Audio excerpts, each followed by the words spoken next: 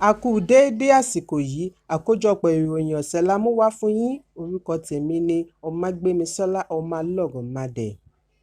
Iléeṣẹ́ ológun agbèfọ́ba Defence Headquarters ti fìdí ẹ̀ múlẹ̀ wípé lótìítọ́ ni ẹgbẹ́ adàlúrú mìíràn tún ti jẹyọ ní ẹkùn àríwá ìwọ̀ oòrùn orílẹ̀-èdè.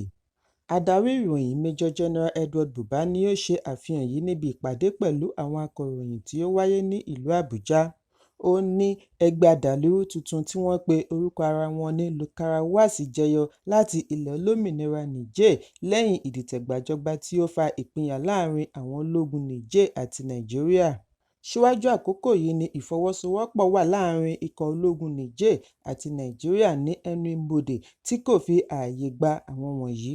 Buba ní àwọn olùgbé ni ó fi ààyè gba ẹgbẹ́ yìí bí wọ́n ti kọ̀ láti fi tó agbófinró àti aláṣẹ létí. Ó wá sọ àsọdájú wípé àwọn ti gbé ìgbésẹ̀ láti kápá wọn, gbogbo wọn sì lọ́wọ́ máa bà tán pátápátá. Ìgbésẹ̀ orílẹ̀-èdè Malaysia láti palẹ̀mọ́ gbogbo ọkọ̀ tó ń lo agbára afẹ́fẹ́ gáàsì ti dá awuyewuye sílẹ̀ lórílẹ̀-èdè Nàìjíríà, pàápàá jùlọ bí ìjọba àpapọ̀ ṣe ń polongo rẹ̀ wípé ó rọrùn ju èyí tó ń lo epo bẹtiró lọ. Mínísítà fún ọkọ̀ ìrìnnà ní ilẹ̀ Malaysia ni ó ṣe ìkéde oríṣiríṣi ìgbésẹ̀ tí wọ́n fẹ́ fi palẹ̀mọ́ ọkọ̀ wọ̀nyí kúrò lórílẹ̀-èdè pẹ̀lú àwárí ààbò rẹ̀. Ó ní bẹ̀rẹ̀ láti ọjọ́ 1 oṣù kẹjọ ọdún 2025, wọn kò ní fi ààyè gba ìforúkọsílẹ̀ ọkọ̀ CNG mọ́ ní Malaysia. Ó ní èyí jẹ́ fún ààbò àwọn awakọ̀ àti ará ìlú nítorí kò tíì ju ọkọ̀ 44,000 tí wọ́n ti ṣe àkọọ́lẹ̀ rẹ̀ lọ láìsí ọkọ̀ alùpùpù níbẹ̀. Èyí túmọ̀ sí 0.2% gbogbo ọkọ̀ tí wọ́n ń lò lórílẹ̀-èdè.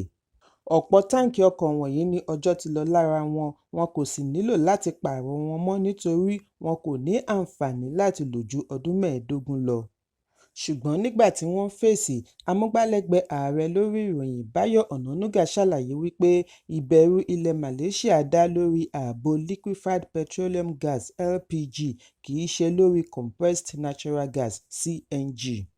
Mínísítà agbára Adébáyọ̀ Adélábù ti pàṣẹ kí wọ́n tètè pààrọ̀ gbogbo ẹ̀rọ amúnáwá tí ọjọ́ ti lọ lórí wọn tó ń jẹ́ kí dákúrekú iná mọ̀nàmọ́ná máa fi gbogbo ìgbà wáyé. Ó ní ìgbésẹ̀ yìí yóò wá sí ìmúṣẹ láàrin oṣù 6.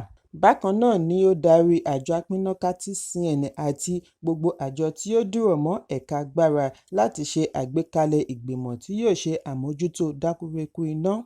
Ọjọ́rú ni ìgbìmọ̀ ṣe àfihàn wípé ìwà àìkíṣàmójútó ohun èlò (poor maintenance culture), àìpọ̀tó ohun èlò àti ẹ̀rọ tí ọjọ́ ti lọ lórí wọn wà lára ìṣòro tí ẹ̀ka agbára ń kojú láti oṣù mélòó sẹ́yìn.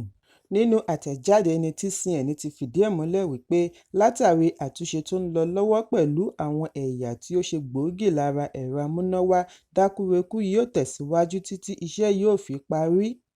Ọjọ́bọ̀ tí ó kọjá ni ó ṣe ìgbà 11 tí National Grid tún dẹnu kọlẹ̀ láàrin ọdún yìí. Ìgbáradì tó ní agbára ń lọ lọ́wọ́ fún ètò ìdìbò gómìnà ìpínlẹ̀ Ondo láàrin Lucky Ayédatiwa láti ẹgbẹ́ òṣèlú All Progressives Congress (APC) àti igbákejì gómìnà àná Agboola Ajayi láti ẹgbẹ́ òṣèlú People's Democratic Party (PDP). Àwọn méjèèjì ni wọ́n ti jọ ṣiṣẹ́ papọ̀ pẹ̀lú adarí wọn ìgbà náà gómìnà àná olóògbé Rotimi Akeredolu. Ọjọ́ 16 oṣù kọkànlá yóò jẹ́ àrà ọ̀tọ̀ bí Ayédatiwa tí ó jogún ipò lọ́wọ́ ọ̀gá rẹ̀ ṣe ń ṣiṣẹ́ kárakára láti túbọ̀ fìdí mọ́lẹ̀ lórí ipò ni Ajayi ń gbèrò àti yẹ àga mọ́ nídìí. Ṣùgbọ́n àwọn adarí ẹgbẹ́ méjèèjì yìí kò lè lajúlẹ̀ kí tàlùbọ̀ kó wọ̀, pàápàá jùlọ ẹgbẹ́ òṣèlú PDP àti olùdíje Ajayi tí í ṣe àgbà ọ̀jẹ̀ nínú òṣèlú bí ó tilẹ̀ jẹ́ wípé fàákájà wà láàrin ẹgbẹ́. Awakọ̀ taxi boat Stephen Abuwatsewa tí aṣòfin tó ń ṣaṣojú Aba Alex Ikweché fi ìyà jẹ nígbà tí ó lọ já ọjà fún ní ilé rẹ̀ ti tọrọ àforíjì fún ìgbésẹ̀ rẹ̀. Nínú àfihàn fídíò ni Abuwatsewa ti ní òun kábàámọ̀ wípé òun múnú bí Ikweché bí ó ti ní kí ọmọ orílẹ̀-èdè fi orí jì òun. Abuwatsewa bẹ̀bẹ̀ wípé kí a dáríjì ara wa gẹ́gẹ́ bí ó ti wà nínú ìwé mímọ́ pẹ̀lú àdúrà Olúwa wa tí ó ní kí a dáríjì àwọn tí ó ṣẹ̀ wá nítorí kò kò lè sí ìdájọ́ láìsí ìdáríjì. Ó wáá fi àkókò yìí dúpẹ́ lọ́wọ́ ẹbí, ará, ọ̀rẹ́ àti ojúlùmọ̀ fún àdúrótì wọn. Ó ní òun nífẹ̀ẹ́ wọn, kí Ọlọ́run bùkún Nàìjíríà. Gómìnà ìpínlẹ̀ Edo Godwin Obaseki ti sọ wípé òun ti gba ìròyìn wípé àjọ tó ń gbógun ti ìwà ìbàjẹ́ àti ìṣòwò ìlú kúmọkùmọ EFCC ń dúró dè é lẹ́yìn tí ó bá gbé ìjọba sílẹ̀. Gómìnà ní òun ò bẹ̀rù kí wọ́n má fi ọwọ́ ṣìkún òfin mú un tàbí ṣe ìwádìí ìṣèjọba rẹ̀ látàrí àwọn ẹ̀sùn tí wọ́n ṣe takò ó. Obaseki sọ ọ̀rọ̀ wọ̀nyí ní ìlú Àbújá níbi ìpàdé Edo Best National Results Sharing Section. Obaseki tí ó fẹ́ parí sáà kejì gẹ́gẹ́ bí gómìnà ìpínlẹ̀ Edo láti ọdún 2016 ní òun yóò lo àkókò òun lákàtà àjọ EFCC dáadáa láti fi ṣe ìwádìí. Ó ní gbogbo ibi tí EFCC bá gbé òun lọ, ìwádìí lòun ò máa fi ṣe. Àwọn agbébọn ni a gbọ́ wípé wọ́n pa rìpẹ́tọ̀ ọlọ́pàá kan, wọ́n sì tún gbé ìbọn AK-47 rifle rẹ̀ lọ. Ìkọlù yìí wáyé ní Maximo Quarry Site ní ìjọba ìbílẹ̀ Àpámpá, ìpínlẹ̀ Cross River. Ìròyìn jábọ̀ wípé àwọn agbébọn tí wọ́n wọ aṣọ ológun ni wọ́n ṣe ìkọlù láàrin aago 5 ìrọ̀lẹ́ Ọjọ́bọ̀. Nínú àtẹ̀jáde tí alukoro ọlọ́pàá láti Zone 6 SP Nelson Okpabi buwọ́wọ́ lù ni wọ́n ti fìdí ẹ̀ múlẹ̀ wípé àwọn agbébọn yìí jí ará ilẹ̀ Chinese méjì gbé àti ọmọ Nàìjíríà kan. Ìgbésẹ̀ tí ń lọ lọ́wọ́ láti dóòlà àwọn tí wọ́n jí gbé àti gbà wọ́n kalẹ̀ láì fi ara pa, kí wọ́n sì fi gbogbo àwọn tí wọ́n bá rí mú jófin. Igbákejì ọ̀gá ọlọ́pàá yányán fún Zone 6 AIG Jonathan Towuru ti wá pàṣẹ kí wọ́n fi ṣe àwárí gbogbo àwọn agbébọn wọ̀nyí, bí ó ti fi ìbánúkẹ́dùn rẹ̀ hàn sí ẹbí ọlọ́pàá tí wọ́n ṣekú pa. Agbẹjọ́rò fún ìjọba àpapọ̀ AGF Àgbàmọ̀fin Láti ti ṣe àwáwí lórí ẹ̀sùn ìgbìyànjú àti gbàjọba treason tí wọ́n fi kan àwọn ọmọdé tí wọ́n kópa nínú ìfẹ̀hónúhàn fòpin sí ìṣèjọba tí kò dára tí ó wáyé nínú oṣù kẹjọ káàkiri orílẹ̀-èdè. AGF ní kò sí ibi tí wọ́n kọ sí nínú ìwé òfin orílẹ̀-èdè wípé kí wọ́n má bá ọmọdé ṣẹjọ́. Ó ní ìpinnu ààrẹ Bọ́lá Tinubu láti jọ̀wọ́ ẹ̀sùn tako àwọn wọ̀nyí dá lórí ojú àánú. Fágbèmí ṣàlàyé wípé ìmọ̀ ìjìnlẹ̀ lórí ìlànà òfin fi ààyè gba ilé-ẹjọ́ gíga láti gbọ́ ẹ̀sùn tí ó bá ní í ṣe pẹ̀lú ìgbìyànjú àti gbàjọba àti àwọn ẹ̀sùn mìíràn bíi tirẹ̀. Ṣùgbọ́n níwọ̀nba ìgbà tí ààrẹ ti pàṣẹ lórí èyí, ọ̀rọ̀ ti pin, kò lẹ́jọ́ nínú mọ́. Àìpẹ́ yìí ni ààrẹ ìjẹta Olúṣẹ́gun Ọbásanjọ́ ronú kan àkókò rẹ̀ nínú ọgbà ẹ̀wọ̀n bí ó ti ṣe ìrántí ipa ribiribi tí olóògbé Stella, ìyàwó rẹ̀ kó láti rí i dájú wípé ó gba ìyọ̀ǹda. Ọbásanjọ́ ni wọ́n fi sí àhámọ́ nígbà ìṣèjọba ológun General Sani Abacha lórí ẹ̀sùn wípé wọ́n lọ́wọ́ nínú ìdìtẹ̀gbàjọba kí ìṣèjọba Abdulsalami Abubakar tó wá dá a sílẹ̀ lẹ́yìn ikú Abacha. Èyí ló yọrí sí bí ó ṣe di ààrẹ. Ọbásanjọ́ sọ èyí níbi ìfilọ́lẹ̀ 250-bed Stella Obasanjo Hospital ní ìlú Benin, ìpínlẹ̀ Edo. Bí ó ti fi ìmoore rẹ̀ hàn sí iyì tí ilé ìwòsàn yìí fún olóògbé ìyàwó rẹ̀, ó ní òun ni obìnrin tí ó mú òun ṣe àṣeyọrí. Bákan náà ni ó mọ rírì ipa gómìnà Godwin Obaseki lórí ilé ìwòsàn yìí bí ó ti gbóríyìn fún ìbẹ̀rẹ̀ àti ìparí iṣẹ́. Ìjọba ìbílẹ̀ Akwa Ibom àti gómìnà ìpínlẹ̀ Umo-Eno ti ṣe ìkéde ètò ìsìnkú olóògbé obìnrin àkọ́kọ́ fún ìpínlẹ̀ Akwa Ibom, ìyáàfin Patience Umo-Eno.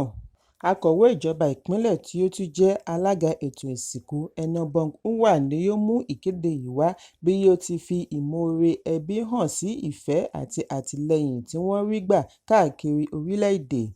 Ẹbí wa ké sí ará ìlú kí wọ́n darapọ̀ mọ́ wọn láti ṣe ẹ̀yẹ ìkẹyìn fún ẹni wọn bẹ̀rẹ̀ láti 20 oṣù kọkànlá títí di ọjọ́ 26 oṣù kọkànlá ọdún 2024.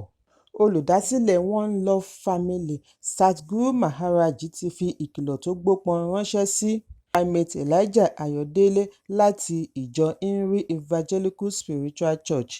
kí ó dẹ̀yìn àti máa sọ àsọtẹ́lẹ̀ ìparun tako Ààrẹ Bọ́lá Tinubu.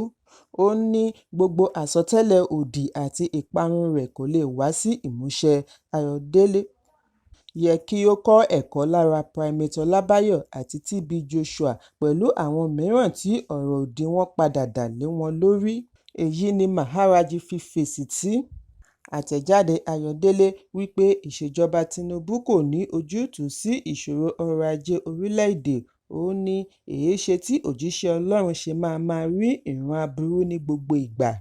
Maharaj ní bí ó bá tilẹ̀ jẹ́ wípé lótìítọ́ ni wọ́n rí irúfẹ́ ìran bẹ́ẹ̀ sí ẹnikẹ́ni tàbí orílẹ̀-èdè, ó yẹ kí wọ́n fi àdúrà ré ibi dànù nítorí òkùnkùn kò lè dúró níbi tí ìmọ́lẹ̀ bá wà. Èyí sì ti mú kí àwọn mìíràn ní ìgbàgbọ́ wípé olóṣèlú lábẹ́ aṣọ ìwàásù ni Ayọ̀délé jẹ́.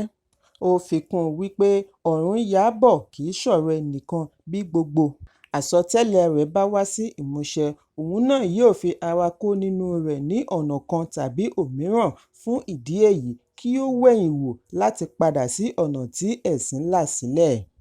Ọmọ ilé ìgbìmọ̀ abẹnusọ àná fún orílẹ̀-èdè United States, Nancy Pelosi ti sọ wípé ó ṣeé ṣe kí ẹgbẹ́ òṣèlú Democrat ṣe dáadáa níbi ìdìbò ààrẹ tí yóò wáyé ní ọjọ́ Ìṣẹ́gun bí ó bá jẹ́ wípé ààrẹ Joe Biden tètè jọ̀wọ́ ìdíje rẹ̀. Èsì yìí ń wáyé lẹ́yìn tí Democrat pàdánù ipò sí White House, ó sì ṣeé ṣe kí wọ́n tún pàdánù ilé ìgbìmọ̀ méjèèjì. Pelosi ni a gbọ́ wípé ó darí ikọ̀ tí ó gbé ìgbésẹ̀ àti lé Biden kúrò níbi ìdíje kí ó tó wá jọ̀wọ́ ìdíje nínú oṣù keje lẹ́yìn ìjákulẹ̀ tí ó bá pàdé nígbà ìdíje ọ̀rọ̀ dìbéètì pẹ̀lú Donald Trump.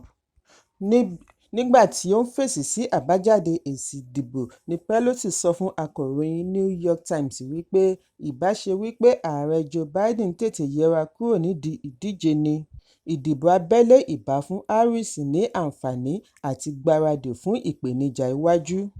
Àjọ ọ̀tẹlẹ̀múyẹ́ Texas orílẹ̀-èdè United States FBI ti fi ọwọ́ ṣìkún òfin mú alága aṣẹ̀ṣẹ̀yàn ní ìjọba ìbílẹ̀ Ogboru ìpínlẹ̀ Anambra Franklin Nwadialo lórí ẹ̀sùn jìbìtì orí ẹ̀rọ abánidọ́rẹ̀ẹ́ tí owó rẹ̀ tó $3.3 million. Ẹ̀ka ìdájọ́ United States ni ó fìdí ìṣẹ̀lẹ̀ yìí múlẹ̀ wípé Nwadialo ń kojú ẹ̀sùn oníkókó 14 tí ó sì lè yọrí sí ẹ̀wọ̀n 20 ọdún bí ó bá jẹ̀bi. Ìròyìn jábọ̀ wípé bí afẹ̀sùnkàn ẹni 40 ọdún yìí ṣe ń balẹ̀ sí Texas ni àjọ FBI náwó gan, wọ́n sì ti fi ránṣẹ́ sí Western District ní Washington fún ìgbẹ́jọ́.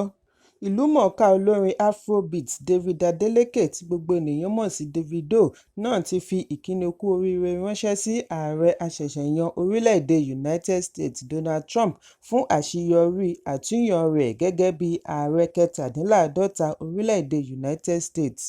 Bákan náà ni ó bá Kamala Harris kẹ́dùn lórí ìjákulẹ̀ tí ó ní níbi ìdìbò ààrẹ. Ọjọ́ Ìṣẹ́gun ni Davido ṣe àfihàn wípé òun dìbò fún ìgbà àkọ́kọ́ nínú ìdìbò Amẹ́ríkà, ṣùgbọ́n kò sọ ẹni tí ó dìbò fún. Kókó ní ìwé ìròyìn tòní kò ní jù báyìí lọ. Ẹ pàdé mi ní ọjọ́ Ajé Monday fún àkọ́tún ìròyìn. Kí a tó lọ, ẹ má ṣaláì fi àkíyèsí yín ránṣẹ́ kí ẹ sì bá wa subscribe sójú náà wa lórí YouTube kí kókó ní ìwé ìròyìn lè máa tẹ̀ yín lọ́wọ́ ní kíákíá.